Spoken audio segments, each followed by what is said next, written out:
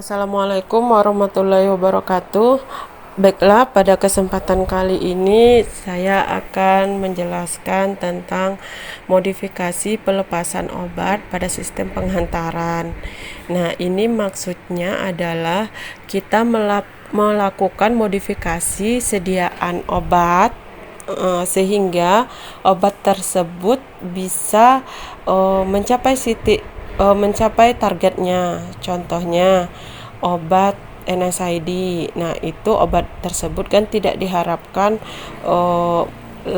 lepasnya zat aktif itu di dalam lambung, tapi diharapkan di luar lambung. Kenapa? Ditakutkan zat-zatnya menjadi adanya kerusakan pada asam lambung.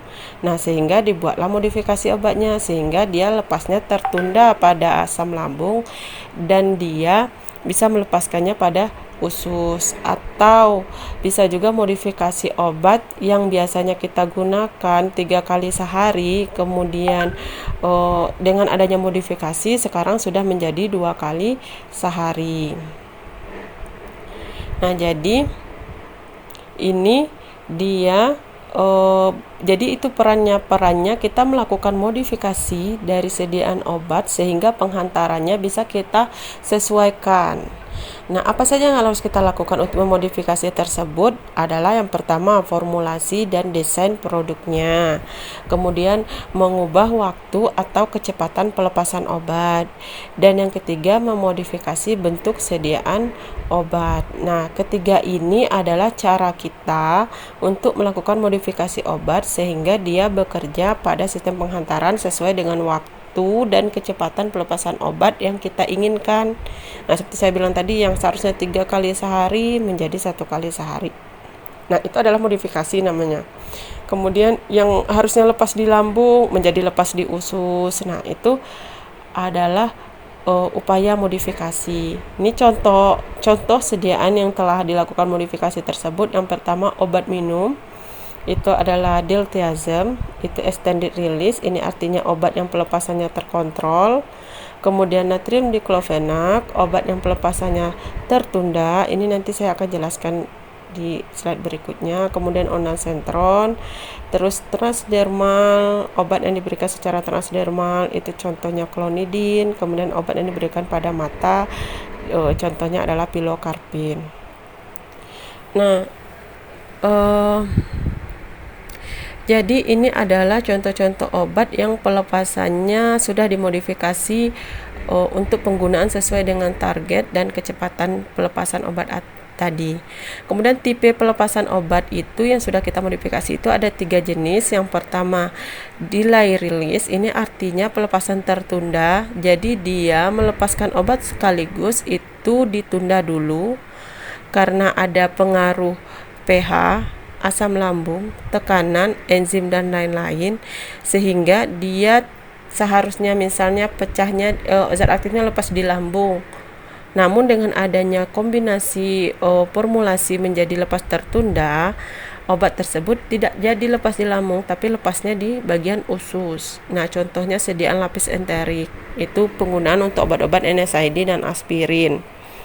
Nah, itu adalah contoh-contoh dari obat yang lepasnya tertunda. Kemudian yang ketiga, ini obat yang lepasnya kita perpanjang. Nah, ini contoh obatnya tadi, obat yang kita gunakan seharusnya 3 kali sehari menjadi 1 kali sehari, sehingga ini berperan dalam meningkatkan kepatuhan pasien dalam meminum obat. Biasanya kan kalau 3 kali sering lupa. Nah, kalau 1 kali pasti ingat tuh, 1 kali dah besok lagi, jadi nggak terlalu berpengaruh terhadap kepatuhan. Yang ketiga itu repeat action, itu 2 zat, yang satunya segera pelepasannya, yang keduanya itu pelepasannya tertunda. Jadi diharapkan ada 2 zat yang masuk ke tubuh, tapi yang satunya diharapkan efeknya cepat, yang satunya lagi efeknya terkontrol atau ditunda. Jadi dia contoh obatnya itu adalah bilayer tablet atau tablet belayar 2. Bilayer ada 2 bagian tablet, 2 zat aktif di sana. Berikut adalah contohnya. Ini adalah contoh obat yang lepasnya tertunda, delay release.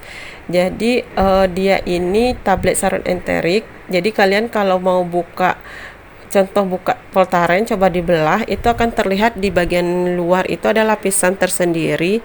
Nah, sehingga ketika dia masuk ke lambung, dia nggak langsung lepas zat aktifnya, tapi lapisan tersebut yang akan terkikis pelan-pelan sampai ke usus, sehingga pas di usus dia sudah menipis dan akhirnya pecah. Nah, penyalutnya itulah yang berfungsi sebagai pelapis dari zat aktif tersebut. Kemudian tablet lepas lambat. Nah, ini juga ada lapisannya. Jadi dia lepasnya itu lama, perlahan-lahan, bertahap, jadi tidak langsung lepas. Nah, inilah yang saya bilang tadi, contoh pemakaian yang seharusnya 3 kali sehari, karena kita sudah memodifikasinya menjadi tablet lepas lambat menjadi 1 kali sehari. Tuh, contoh dari obat yang lepas terkontrol atau pelepasannya diperlama. Ini berperan untuk meningkatkan kepatuhan tadi yang saya contohkan.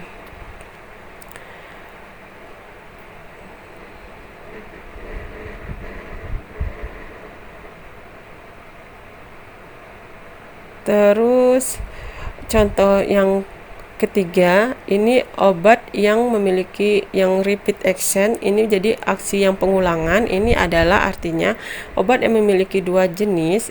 Ini contohnya obat glimepiride dengan metformin. Jadi kelihatan situ ada warna kuning dan ada warna putih. Jadi ada 2 jenis obat sebenarnya. Namun yang pertama itu lepas segera dan yang kedua itu lepasnya terkontrol. Sehingga obat yang kita kombinasi ini tidak membuat kita harus meminum 2 jenis obat. Yang biasanya kalau orang minum 2 jenis obat itu biasanya malas ya, karena terlalu banyak minum obat katanya. Nah, jadi kalau dengan adanya modifikasi ini akan mengurangi kemalasan pasien tersebut untuk mengkonsumsi obat yang 2 jenis terjadi. Nah, laju pelepasan itu diukur dari mana? Pelepasan yang kita bahas tadi, jadi dia pengukurannya melalui uji disolusi. Pelepasan obat itu ada 2 orde yang biasa digunakan, yaitu orde 0 dan orde 1. Di sini yang saya contohkan rata-rata obat tablet yang sudah dimodifikasi. Nah, kemudian orde 1 itu apa? Jumlah obat yang berkurang dengan kecepatan sebanding dengan jumlah obat yang tersisa. Biasanya ini digunakan untuk obat yang biasa saja tanpa ada pelapisnya. Seperti yang salut enterik tadi bukan contoh dari orde reaksi 1.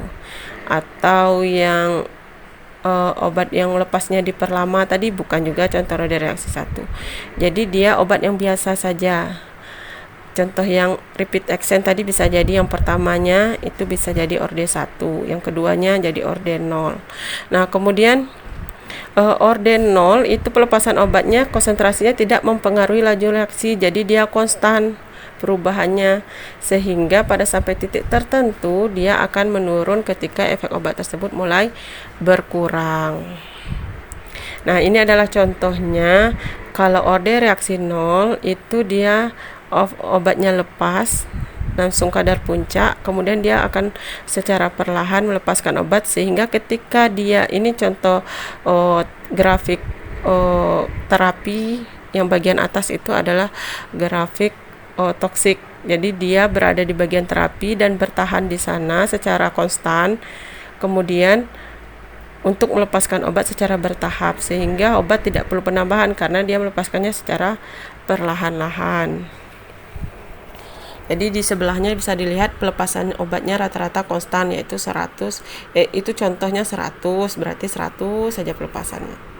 Apa saja syarat dari calon obat yang bisa dimodifikasi? Yaitu yang pertama, tidak menunjukkan tindakan penyerapan obat yang sangat cepat dan sangat lambat, karena tujuan kita adalah pelepasannya dapat kita kontrol. Jadi kalau sangat cepat dan sangat lambat adalah sesuatu yang tidak bisa dikontrol. Kemudian yang kedua, penyerapannya harus seragam ketika sampai di gastrointestinal, jadi tidak ada yang terlalu tinggi penyerapannya.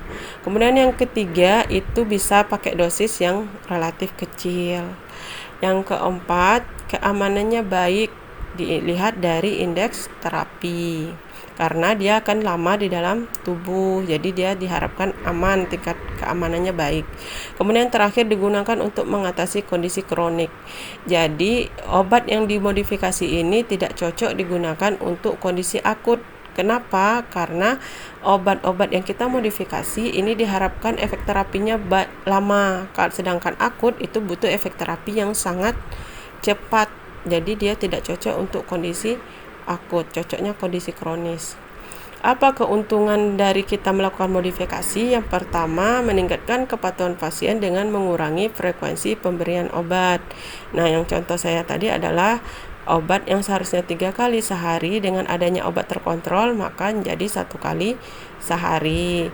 Kemudian biayanya hemat, walaupun biaya produksinya besar, namun biaya keseluruhan selama terapi menjadi lebih kecil. Kenapa? Karena frekuensi pemberian obatnya berkurang, sehingga kosnya menjadi berkurang. Kemudian bioavailabilitas lebih baik untuk kesediaan obat. Terus penggunaan teknologinya canggih, kemudian mengurangi konsentrasi obat yang berlebihan di dalam plasma. Kenapa? Karena kan zat aktifnya lepasnya terkontrol sedikit demi sedikit, jadi tidak ada obat yang sekaligus lepasnya yang menyebabkan efeknya menjadi berlebihan di dalam plasma atau darah. Itu keuntungan dari kita melakukan modifikasi. Bagaimana cara pelepasannya? Itu ada 3 tipe cara pelepasan obat. Yang pertama, matrik control system. Di sini matriknya dibuat hidrofobik dan hidrofilik, atau hidrofobik dan hidrofilik, sehingga dia melakukan pelepasan secara perlahan sedikit demi sedikit. Kemudian yang kedua itu membran control system. Jadi dia membentuk sebuah membran polimer. Nah, ada membran polimer yang agak sedikit tebal, sehingga semakin banyak jumlah pelapisnya akan semakin menentukan pelepasan obat. Jadi semakin lama semakin tebal itu lapisannya, maka semakin lama pelepasan obatnya. Dan terakhir ini adalah tekanan osmotik. Nah, jadi dia memanfaatkan mekanisme tekanan osmotik untuk mengeluarkan zat-zat aktif yang ada pada sediaan tersebut. Konsepnya adalah membran osmotik yang dibatasi oleh membran semi permeabel pada sediaan. Jadi itu adalah modifikasi pelepasan obat yang dilakukan untuk proses pelepasan obat pada sistem penghantaran obat. Dan ini yang saya gambarkan ini rata-rata adalah modifikasi obat untuk obat minum atau obat yang diberikan secara oral. Kenapa obat oral lebih banyak bisa dimodifikasi? Karena obat oral adalah obat yang paling umum digunakan oleh masyarakat dibandingkan dengan injeksi. Injeksi kan digunakan pada kondisi-kondisi yang sudah kritis. Oke, baiklah, demikianlah penjelasan dari saya. Saya akhiri. Jika ada pertanyaan, silakan ajukan pertanyaannya pada grup WhatsApp. Saya akhiri. Assalamualaikum warahmatullahi wabarakatuh.